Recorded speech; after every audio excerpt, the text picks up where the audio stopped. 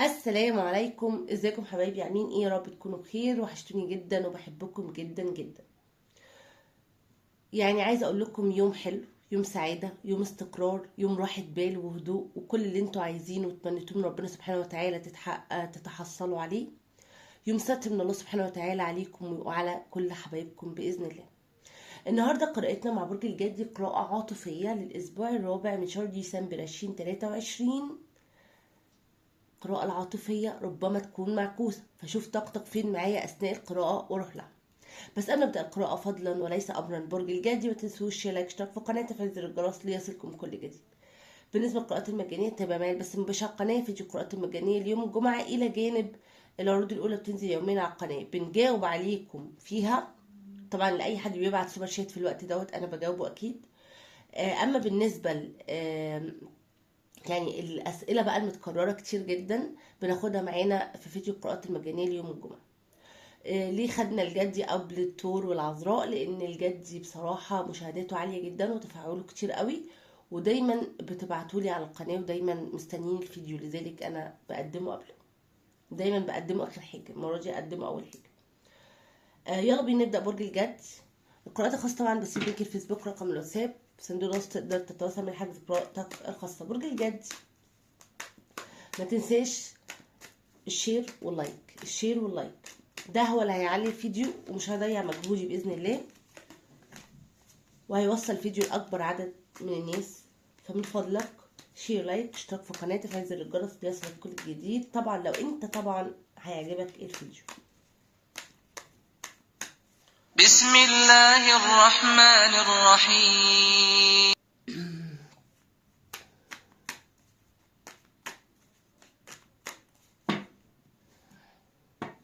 برج الجدي الاسبوع الرابع من شهر ديسمبر 2023 عاطفي.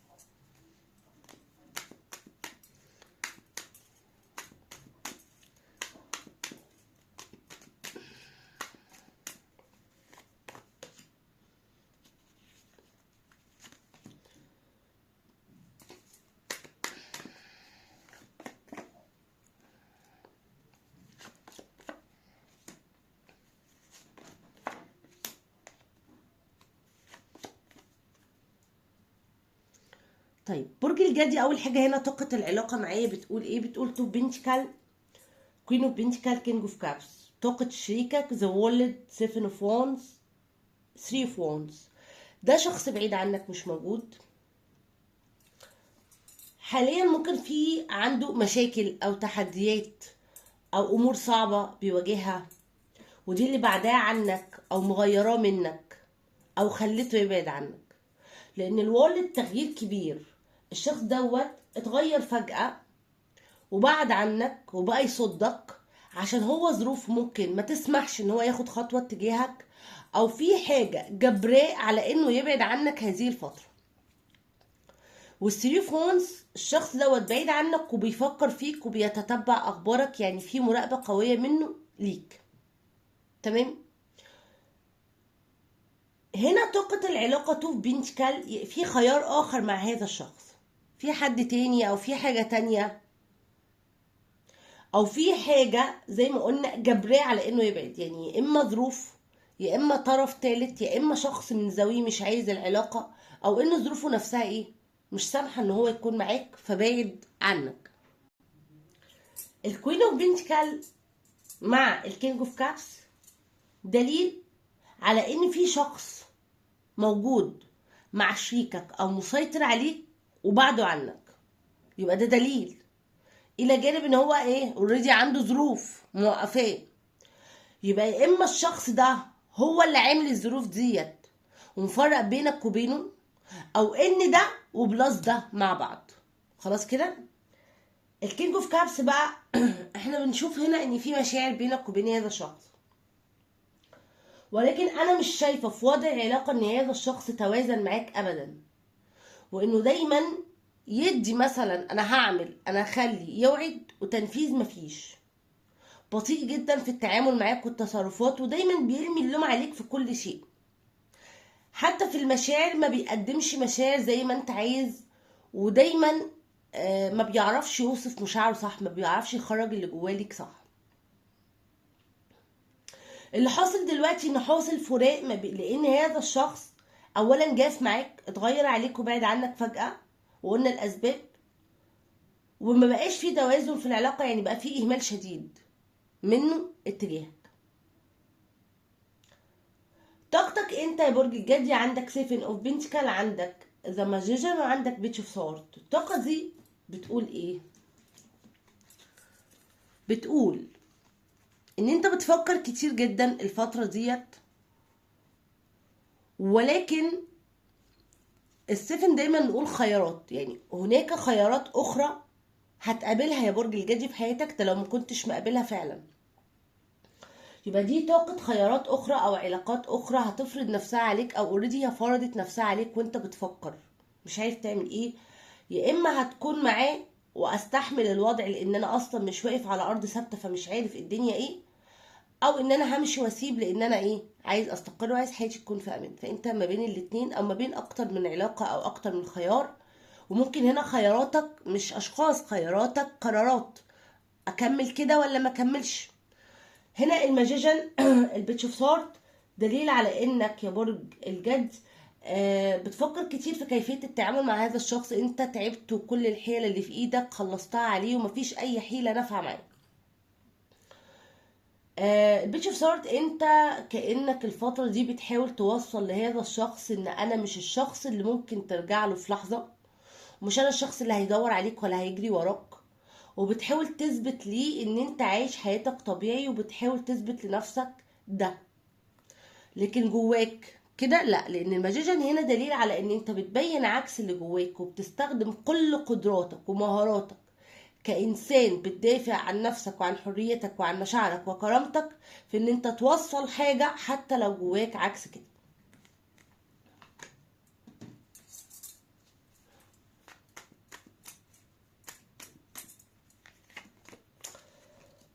مشاعرك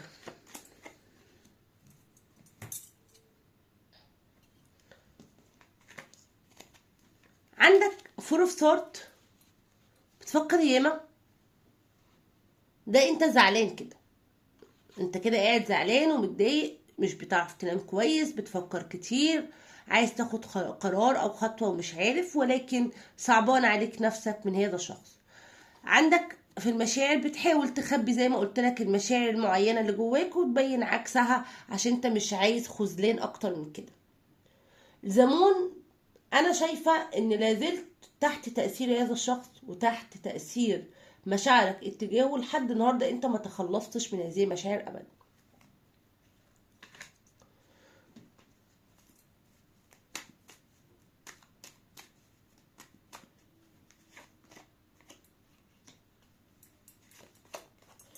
بتشوف ان هذا الشخص دايما بيضحي بيك بسهولة، ومعلق كل حاجة على ظروف صعب انها تتعدل في يوم وليلة، وعمال بيضيع في وقتك وسنينك ومشاعرك من غير ما يكون يعني مهتم بهذا الامر. يعني مش مهتم، انت بتضيع وقت وبتضيع، مش اي مشكلة نضيع لو مش مهتم لامرك. وبتشوف ان هذا شخص صارم، يعني ما عندهوش مشاعر اتجاهي، ولو عنده مشاعر مش بيعرف يخليني انا احسها منه. يعني بتشوفوا ان هو جاف، شخص جاف، شخص ما بيهموش المشاعر، ما بيهموش الوقت اللي بيني وبينه، مش بيهمه خسارتي، مش بيهمه انا نفسيا عامله ازاي او عامل ازاي. والهانجت مان دليل على انه دايما معلق اموره على حاجات ما بتتحلش، وفي النهايه بيضحي بيك بسهوله.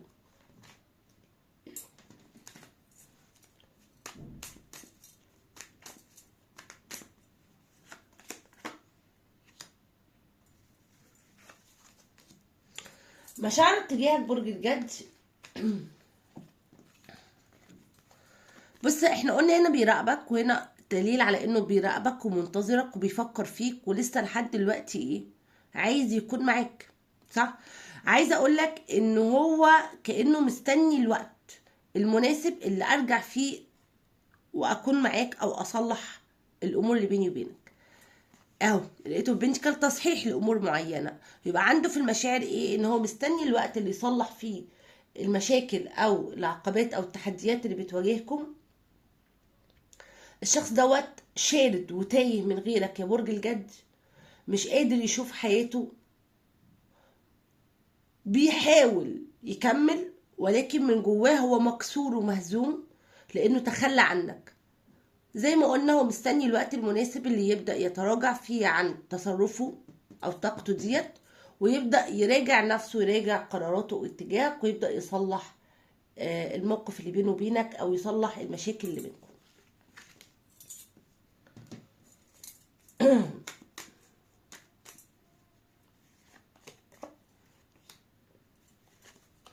الشخص ده بيشوفك ان انت يا برج الجد انت كمان تعبان من غيره جدا. يبقى احنا وصلنا لحاجة حلوة قوي، ان الشخص ده انت بتوصل له العكس، انت بتوصل له ان انا انت مش فارق معايا، بس هو شايف ان هو فارق معاك.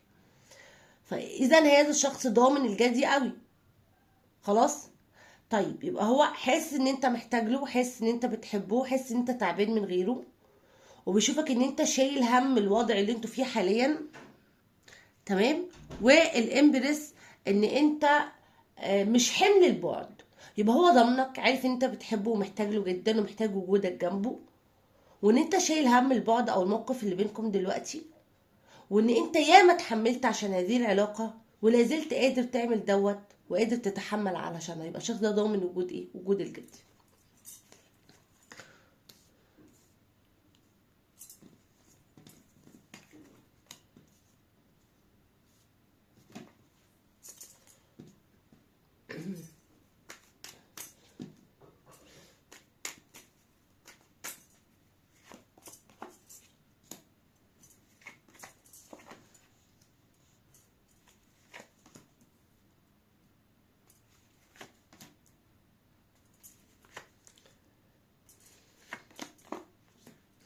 بص يا برج الجد، رسائل الشخص دوت اتجاهك. اول حاجه بيقول لي ايه، بيقول لي بيتش اوف بنتكال 7 اوف كابس. يعني انا شايف ان الخيارات صعبه. يعني ايه خيارات صعبه؟ يعني انا شايف ان صعب جدا دلوقتي اختارك ويقع اختياري عليك، لان الخيارات صعبه. يعني وضعي صعب، وضعي صعب.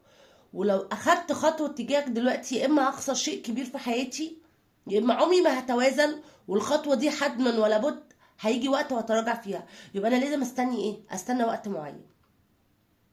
يبقى الشخص ده كانه بيقولك ان انا بحبك وعايزك وعايزه اكون معاك، بس انا مش في موقف يصلح ان انا اعمل حاجه عشانك في الوقت الحالي، ومضطر للانتظار. خطواته الشخص ده يعني من بعد 5 بنتكال، يعني 5 نقط باذن الله سصن تبدا العلاقه، يبدا يكون واضح معاك اكتر من كده، ويبدا الشخص دوت يعترف بمشاعره تجاهك وينهي الفراق اللي بينك وبينه والخذلان اللي بينك وبينه. معنى كده انه يحاول يصلح الامور، وهيصلحها وهيرد لك اعتبارك، وهيعرفك قد ايه هو بيحبك وقد ايه مشاعره اتجاهك قويه. كيفية التعامل ديفل تو فونز، هتستنى كتير بكل صراحة. فلو انت قادر تستنى استنى، في عوض. طب لو انا مش قادر استنى، فانا بقول لك اهو من دلوقتي هتستنى كتير. عندك تو فونز. كيفية التعامل هو الانتظار، مطلوب منك الانتظار. الانتظار بدون ما انا اروح واتكلم، لان هو شايفك زي ما هو شايفك، خلاص مش هتعرف تغير حاجة. لكن هتقدر تغير في حاجة واحدة، يا اما انا انتظر يا اما ما انتظرش. طب تعالى ناخد كده مصير العلاقة.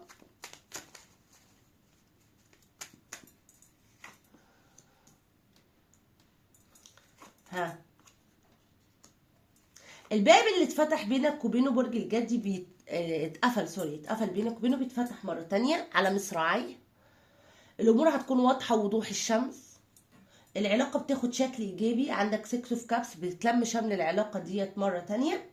فور بنتكل بيتفتح الباب اللي كان مقفول بينك وبينه، وفترة الزعل اللي بينكم بتنتهي. وهنا بيتش فونس تواصل مفاجئ وسريع الفترة اللي جاية، بيغير أحداث كتير جدا في العلاقة وبيصلح الأمور بسرعة بينك وبينه. يبقى خلي بالك هنا الانتظار كتير، يبقى حتى لو العلاقة هترجع، الترسيم لو انتوا مش مرسمين ايه، لسه الترسيم ما جاش. ولو انت مستني منه حاجة لسه برضو ما جاتش. هو الامور هترجع بس لسه ما فيش خطوات، مش دلوقتي، هتستنى شوية على الخطوات. والاهم انت لو انا مرسم العلاقة هنا مرسمة، يبقى العلاقة هترجع وهيكون فيها شبه استقرار مش استقرار كامل. يعني لو في حاجات انت طالبها منه هتتغير بس مش هتتغير 100%. خلاص طيب.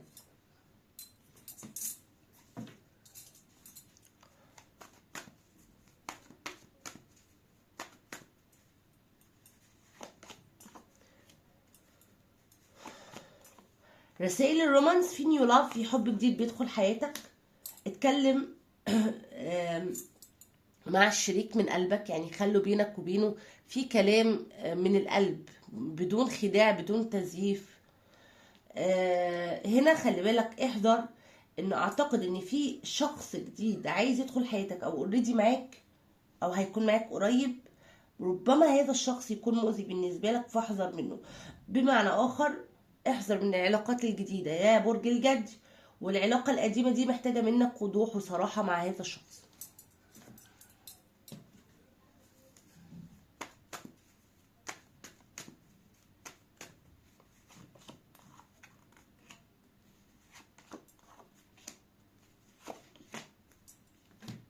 تغيرات مهمة وأساسية، سفر وبدايات جديدة، صحة، فرص، حظ قادم نحوك، وأخبار حلوة بتدخل حياتك يا برج الجدي، وأشياء سيئة وأشخاص سيئين كانوا موجودين بيخرجوا منها.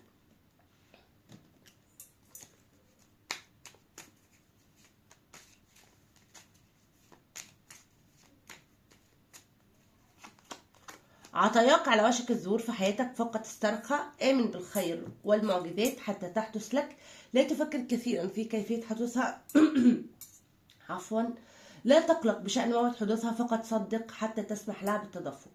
يبقى ان شاء الله الفترة اللي جاية عطايا من الله سبحانه وتعالى هتغمر حياتك، ده 1.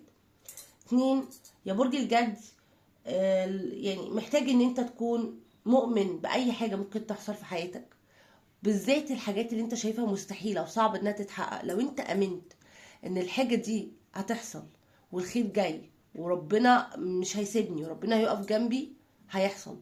لكن بكرة يبقى معاك مليون جنيه مثلا، يعني انا بوصل لك، فانا عندي ايمان بالله سبحانه وتعالى انه قادر يعملها، فانا عندي ايمان، انا عندي ايمان بان ده هيحصل. طيب لكن لما انا دلوقتي بكره يا عم مش هيكون في فلوس ولا حاجه، ده الدنيا زفت خالص والحياه وحشه والدنيا واقفه، فايه مش هذا. طب هيحصل ازاي؟ طب امتى؟ ما ربك كبير، ربك قادر يديلك اللي هو عايزه في اي وقت في اي لحظه. يبقى انت لازم تكون مؤمن من جواك ان ربنا قادر يغير الامر في لحظه، وما يكونش عندنا يأس ومقت وغضب ان ده مش هيحصل، لا يبقى عندنا ايجابيه وخير وفرحه ان ده هيحصل. ان شاء الله امورك طيبه برج الجدي. تعالى نشوف دلوقتي طاقات الابراج اللي ظهرت معانا.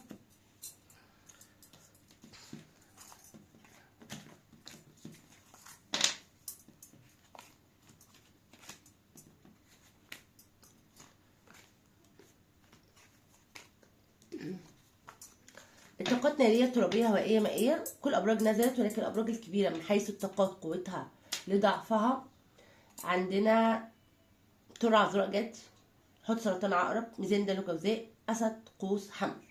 ده كده بالترتيب. طبعا بكده يكون خلصت قراءتنا مع بعض. شكرا لكم واشوفكم على خير، توحشوني جدا جدا، مستنياكم في قراءات تانية كتير. ارجو لو عجبتكم القراءه بتنسوش اشتراك في القناه، تفعيل زر الجرس ليصلك كل جديد. باي باي.